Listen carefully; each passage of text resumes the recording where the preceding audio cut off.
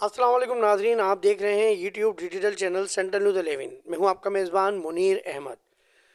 नाजरीन, आपको बताते चलें, सिंध फूड अथॉरिटी ने कराची में दूध में केमिकल और दीगर मिलावट करने वालों के खिलाफ बड़ी कार्रवाई करते हुए मलीर के इलाके भैंस कॉलोनी में केमिकल से मुद्रे से जाली दूध बनाने वाली माफिया की फैक्ट्रियों पर छापा मारा। छापा मारकर फूड अथॉरिटी के हकाम के मुताबिक इस दौरान 750 किलोग्राम केमिकल बरामद करके जब्त किया गया, जिससे 9000 लीटर जाली दूध बनाया जाता था, जबकि 480 लीटर तैयार जाली दूध को तफ कर दिया गया। सिंध फूड अथॉरिटी छापामार टीम ने फैक्ट्री के तमाम अमले को भी गिरफ्तार कर लिया है। ADG Sindh food authority Muzammil बालियोडो ने कहा है कि इंसानी सेहत को नुकसान पहुंचाने वाले अनासिर को किसी सूरत माफ़ नहीं किया जाएगा। जाली दूध कैसे तैयार किया जाता है, यह आप वीडियो में देख रहे हैं, और सिंध फूड अथॉरिटी के अफसरान और दीगर मुलाजमीन भी आप वीडियो फुटेजेस में देख रहे हैं। नाज़रीन, आपको बताते चलें कि ADG Sindh food authority Muzammil बालियोडो ने जाली दूध पानी में केमिकल डालकर बनाया जाने वाला तमाम दूध और दीगर केमिकल नदी की और नाले में जो है वो तल्फ कर दिया है।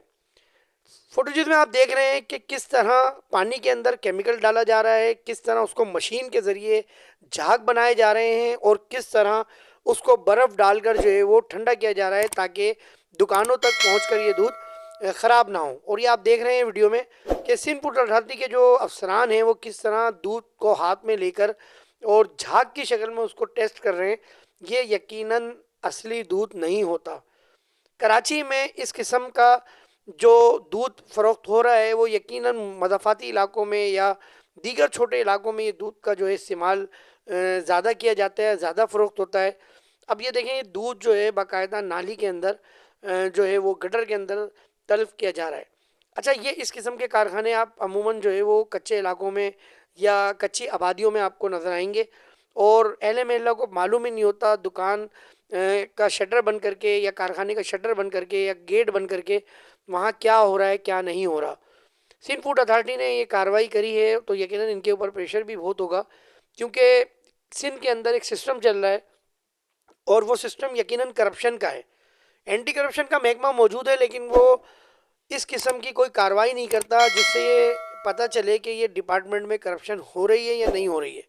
सिंध पुलिस का महकमा मौजूद है, लेकिन इलाके का जो एसएचओ होता है उसकी भी नॉलेज में सब होता है, लेकिन वो ये कहता है कि ये मेरी जुरिडिक्शन में नहीं आता, ये मेरे जो है वो लॉ में नहीं आता कि मैं इसके ऊपर कार्रवाई करूं।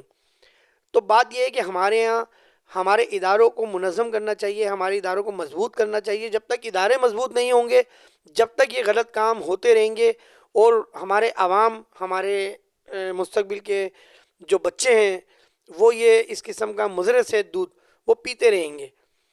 सेंट्रल न्यूज़ 11 से कैमरामैन अरज अब्बासी के साथ मुनीर अहमद को इजाज़त दीजिए। अस्सलाम वालेकुम वरहमतुल्लाहि वबरकातुहू।